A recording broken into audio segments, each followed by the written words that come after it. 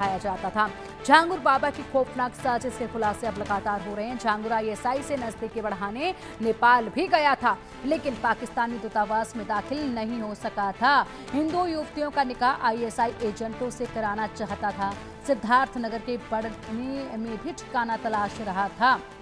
अब देखिए, इनसे भी यहाँ पर झांगुर का जुड़ाव जो है वो सामने आया है, जिसमें सऊदी अरब का नाम है, इस्लामिक डेवलपमेंट बैंक का नाम है, मुस्लिम वर्ल्ड लीग, दावत इस्लाम, इस्लामिक संघ ऑफ नेपाल, इन तमाम जगहों से भी संपर्क था झांगुर बाबा का। बताया ये गया है कि अलग अलग कंट्रीज में भी बैंक अकाउंट थे झांगुर बाबा के। झांगुर बाबा का आईएसआई कनेक्शन जो सामने आया, इसके बाद हर कोई हैरान है और इसी से बाबा की खौफनाक साजिशों का खुलासा हुआ है। झांगुर आईएसआई से नजदीकी बढ़ाने नेपाल पहुंच गया था, लेकिन पाकिस्तान के दूतावास में उसको एंट्री नहीं दी गई थी। हिंदू युवतियों को यहां पर आईएसआई एजेंटों से निकाह कराना चाहता था और सिद्धार्थनगर के बढ़नी में भी अपना ठिकाना तलाश किया जा रहा था।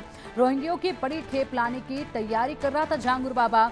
उतरोला नेपाल बॉर्डर से महज 65 किलोमीटर दूर है। ये अयोध्या के पास है उतरोला। यहाँ से बंगाल की सीधी आवाजाही भी होती है। विदेशी आकाओं के इशारे पर उतरोला को केंद्र बनाया जा रहा था। अब देखिए, विदेशी आकाओं के इशारों पर उतरोला को केंद्र बनाया गया था। बेहद बड़ा खेल था ये, और इतना बड़ा खेल, इतना बड़ा नेटवर्क था ये, इसमें बड़े खुलासे होने हैं और ऐसे में इस नेटवर्क का एक भी अंश नहीं बचना चाहिए। इसलिए तेजी के साथ कार्रवाई आगे बढ़ रही है। तेजी के साथ कड़ी कार्रवाई जो है वो देखी जा रही है। ऐसे में हर एक ईंट को हटाना होगा, तभी जाकर ये पूरा नेटवर्क ध्वस्त हो पाएगा।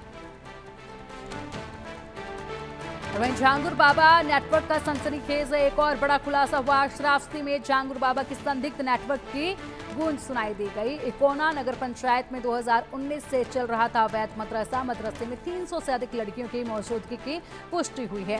3 मई को डीएम प्रशासनिक टीम की मौजूदगी में मदरसा सील किया गया था। सील के बाद 10 मई को एक बार फिर से मदरसे को खोल दिया गया था। यहाँ पर भी तमाम टीमें पहुंची हुई हैं, जो कि बारीकी से जांच पड़ताल इस वक्त कर रही हैं।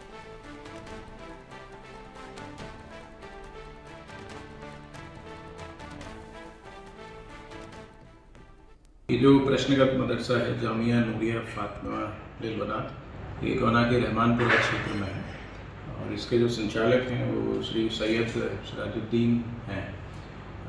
इसमें कुछ गोपनीय सूचना इस प्रकार की प्राप्त हुई थी। उसके आधार पर एक प्रारंभिक जो है जाँच शुरू की गई है, जिसके अंतर्गत जो प्रबंधक हैं उनसे पूछताछ की गई है और इसके अतिरिक्त जो है इसके जो बैंक खाते हैं उनका विवरण ले लिया गया है, उनकी भी जांच की जा रही है। इसके साथ ही पूर्व में जो छात्र छात्राएं यहाँ पे अध्ययनरत थे उनकी भी डिटेल जो है ले ली गई है। इसके साथ ही इस दृष्टिकोण से भी सूचनाएं जुटाई जा रही हैं, जांच की जा रही है कि किसी सामाजिक गतिविधि से तो इनका कोई संपर्क नहीं था। अवैध धर्मांतरण रैकेट के सरगना जमालुद्दीन उर्फ झांगुर बाबा की कहानी गजब है। एक समय सड़कों पर अंगूठी और नग बेचने वाला झांगुर न केवल 100 करोड़ की संपत्ति का मालिक बन गया, बल्कि उसने अपने काले साम्राज्य को संचालित करने के लिए 50 युवकों की एक टास्क फोर्स तैयार की थी। ये फोर्स झांगुर बाबा के इशारों पर काम करती थी। यूपी एटीएस अब इसके जांच में जुटी हुई है, तलाश रही है 50 पापी कौन है। इस रिपोर्ट में देखिए।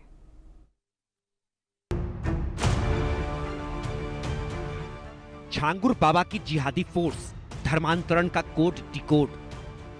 झांगुर बाबा की पापी दुनिया, टारगेट पर हिंदू लड़कियां। झांगुर की काली कोठी में खेल, हिंदुओं के खिलाफ साजिश फेल। झांगुर बाबा के 50 पापी। धर्मांतरण रैकेट के सरगना जमालुद्दीन उर्फ झांगुर बाबा की जिहादी कहानियों का एक एक पन्ना पलट रहा है। झांगुर सलाखों में है और उसकी शैतानी साजिशें लगातार खुल रही हैं। तमाम खुलासों के बीच एक और सनसनीखेज खुलासा हुआ है। झांगुर बाबा ने अपने काले साम्राज्य को चलाने के लिए 50 युवकों की एक टास्क फोर्स भी तैयार की थी। झांगुर बाबा की ये फोर्स सारे काले कारनामों को अंजाम देती थी। झांगुर बाबा के ये 50 गुंडे धर्मांतरण के अलावा लोगों में खौफ बनाते थे। ये झांगुर बाबा की आलीशान कोठी में ही रहते थे और अब एटीएस इन सभी 50 युवकों की तलाश कर रही है। कहा जा रहा है कि बाबा की कोठी में युवकों का ब्रेन वॉश होता था। सिर्फ यही नहीं, धर्मांतरण का मास्टरमाइंड झांगुर बाबा पूरे इलाके की डेमोग्राफी बदलना चाहता था। धर्मांतरण के काले खेल के साथ साथ गरीब लोगों की जमीन छल और बल के जरिए हड़पने का भी काम किया जा रहा था। पीड़ित रहबारा खातून रब्बानी ने इंडिया न्यूज पर एक्सक्लूसिव जानकारी देते हुए बताया कि कैसे छांगुर बाबा और उसके गुर्गे मजलूम बेवा महिला के पति की मौत के बाद जमीन कब्जा कर रहे थे। धर्मांतरण के मास्टरमाइंड जमालुद्दीन जलालुद्दीन उर्फ छांगुर बाबा से जुड़ी कई सारी ऐसी घटनाएं हैं जो सिर्फ धर्मांतरण तक ही पाबस्ता नहीं है, बल्कि उन लोगों की ज़मीनों पर कब्जा करने की भी कहानियां हैं जो आज भी चीख चीख कर कह रही हैं। हमारे साथ यहाँ पर जो मौजूद हैं ये छांगुर बाबा और उनकी धर्मांतरण गैंग की एक पीड़िता है। उनसे बात करेंगे और उनसे पूछेंगे क्या हुआ था और किस तरह से ये पूरी घटना हुई। क्या नाम? रहबरी। क्या हुआ था? आपके पति का इंतकाल हुआ 2017 में। इंतकाल हो गए। उसके बाद में जब ये छांगुर बाबा और क्या बोलत है मोहम्मद अहमद पैसा लगावे लागे और के बाद में हमारे मेरे नंद के लड़के वही सब कब्जा करे माँ आवे लागे सब कि हम कब्जा कैले हमें दियो। जमीन 65 बीघा रहा तो हम कह नहीं देवे। इजाज़त मुस्तफ़ा का बुलाए तो हमारे घर में ताला लगा दिया, हमारे घर में कुल हाल कर दिए, मुकदमा भी कर दिए, हरदम मुकदमा करते और पैसा उन्हीं छांगुरे बाबा लगावा था और मोहम्मद अहमद और उल्टे हमारे बहने ये बहने हुए समझो। तो ये बहने हमारे इन्हीं का बुलाएं तो इजाज़ मुस्तफ़ा का बुलाएं तो वह आए तो ताला खोलिन और किया था ताला उन्हीं सब बंद किन मोहम्मद अहमद छांगुर ये सब पैसा लगा के घर में। हाँ ताला बंद कर दिए थे और सुहेल रहा मजहर रहा ये सब ताला लगाए दी ये घर में वहाँ से निकल जाओ और हम नहीं ये घर में है तो हर गुंजाइश समाज जब पति मर गए तो हमें बहुत तकलीफ दी ये सब। तो हम इजाज़ मुस्तफ़ा का बुलाए। हम कहें भैया क्या कहे तो कहीं कि ऐसा है कि हम ताला खुलाए थे तब पूरा पुलिस शासन सब बुलाए के आए तो मेरे साथ में आए तो आप हमारी हेल्प करें। और उसके बाद वहाँ हम जो खुशी से उन्हें अपन थोड़ा बहुत उन्हें ज़मीन दे दिया न हमें कुछ हुआ है हम अपने लग से जेब से वो पैसा लगाइन किहीन तो उन्हें दे दें कि भैया थोड़े कम तो बोले आते थे छांगुर बाबा तब नहीं जब वरासत हुआ तब वरासत जब करे दीन तब ये इन्हीं इजाज़ मुस्तफ़ा वरासत कराई। छांगुर बाबा इस्लाम का प्रचार नहीं बल्कि विदेशी रकम से अपनी जेब भरने के मंसूबे बना रहा था। छांगुर बाबा के लिए इस्लाम सिर्फ पैसा कमाने का जरिया था। इस्लाम और इस्लाम से जुड़ी किताबों की वो कितनी इज्जत करता था उसकी सच्चाई इंडिया न्यूज के संवाददाता अभिषेक सिंह ने एक्सक्लूसिव दिखाई है। जमालुद्दीन उर्फ छांगुर बाबा जिसे धर्मांतरण का मास्टरमाइंड और साथ ही साथ विदेशी फंडिंग के जरिए अरबों खरबों की संपत्ति बनाने को लेकर एटीएस ने गिरफ्तार किया है और इस पूरे मामले पर अलग अलग तरह से जांचें चल रही हैं। असल में कई सारी बातें हैं जो यहाँ पर उसके घर से भी साफ पता चल रही हैं। जिस तरह का आडंबर उसने फैला रखा था कि वो इस्लाम का प्रचार प्रसार कर रहा था, असल में उसका मुख्य एजेंडा सीधे तौर पर सिर्फ विदेशी फंडिंग का था। और ये कुछ तस्वीरें हैं उसके घर के ठीक बाहर बने इस हौज में। आप देखिए कि इस्लाम की पवित्र किताबों को किस बेतरतीबी से यहाँ पर फेंका गया है। ये बात साफ बताती है कि वो इस्लाम धर्म के बारे में क्या सोचता था।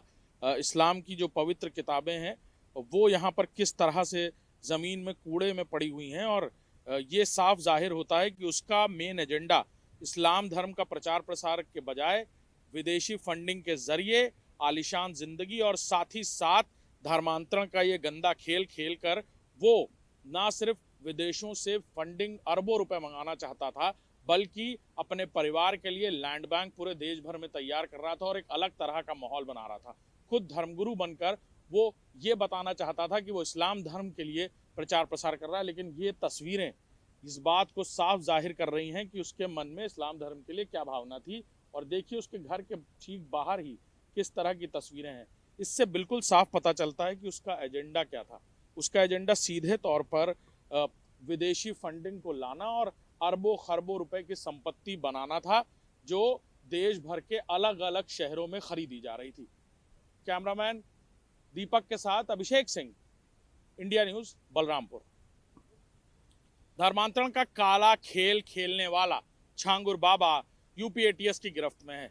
वहीं एक के बाद एक वो कई सारे राज खोल रहा है और कई सारी जानकारियां निकल कर बाहर आ रही हैं। सूत्रों की माने तो इसी घर के अंदर, इस महलनुमा घर जिसका दरवाजे को नेस्तनाबूद किया गया है, लेकिन इसके पीछे की इमारत, अभी जस्ट की तरह से आप पीछे की इमारत देखिए, ये वो इमारत है जहां पर छांगुर बाबा अपने 50 ऐसे कारिंदों के साथ रहता था, जिसकी एक बाकायदा उसने टास्क फोर्स की तरह तैयार कर रखी थी, जो उसके कहने पर कुछ भी करने को तैयार रहते थे। उनका इस कदर ब्रेन वॉश किया गया था कि वो छांगुर बाबा के एक आदेश पर कानून और गैर कानूनी क्या है इस बात को भूल जाते थे। और शायद यही वजह है कि ऐसे लोगों का वो इस्तेमाल कर धर्मांतरण के अपने टारगेट्स को ढूंढा करता था और फिर मनचाही जगहों पर ले जाकर उनका धर्मांतरण किया जाता था। ये वो लोग हैं जिन्हें बाकायदा ट्रेनिंग भी दी गई थी, और अब यूपी एटीएस इस बात का पता लगा रही है कि क्या इनका इस्तेमाल किसी राष्ट्र विरोधी घटना के लिए भी किया जा रहा था, या फिर ये किसी इंटरनेशनल नए मॉड्यूल का हिस्सा है जिन्हें इसी घर में रहकर छांगुर बाबा घर के नीचे बने किसी तहखाने में ट्रेनिंग दे रहा था। क्योंकि तहखाने की बात भी सामने आई है जब इस इमारत को बनाने वाले बब्बू की तरफ से, जो बब्बू खान जिसने ये पूरी इमारत बनाई, उसकी तरफ से ये कहना है कि छांगुर बाबा चाहता था कि यहाँ पर एक तहखाना बने। उसने इनकार किया, तो क्या बाबा ये तहखाना बनाने में कामयाब हुआ? यूपी एटीएस इन सारी बातों पर भी कड़ी निगरानी रख अब पड़ताल कर रही है। छांगुर बाबा ने 50 युवकों की जो फोर्स तैयार की थी, वो फोर्स बाबा के हर हुक्म को बिना सवाल उठाए मानती थी। ये युवक बाबा के इशारे पर धर्मांतरण की गतिविधियों में शामिल थे। सूत्रों के मुताबिक इन युवकों का कोठी में ही ब्रेन वॉश किया जाता था। उन्हें बाकायदा ट्रेनिंग दी जाती थी, जिसमें बाबा का हर आदेश अंतिम फरमान माना जाता था, चाहे वो कानूनी हो या गैर कानूनी। इन सब के बीच छांगुर को लेकर एक और सनसनीखेज खुलासा हुआ है। छांगुर अपने साथियों से बातचीत में कोड वर्ड का प्रयोग करता था। धर्मांतरण के लिए मिट्टी पलटना था कोड, काजल करने का मतलब था प्रभावित करना, दर्शन कोड का मतलब था बाबा से मिलवाना, लड़कियों को प्रोजेक्ट कहता था छांगुर, मुफ्त पढ़ाई का लालच देता था छांगुर। एक एक कर छांगुर बाबा का हिसाब तो हो रहा है, साथ ही अब छांगुर बाबा की दुनिया में जो 50 पापी राज करते थे, उन पापियों की भी तलाश तेज हो चुकी है। छांगुर बाबा ने जो काली दुनिया बना रखी थी, उसके अभी कई और राज सामने आने बाकी हैं। Bureau report, India news. 12 जून से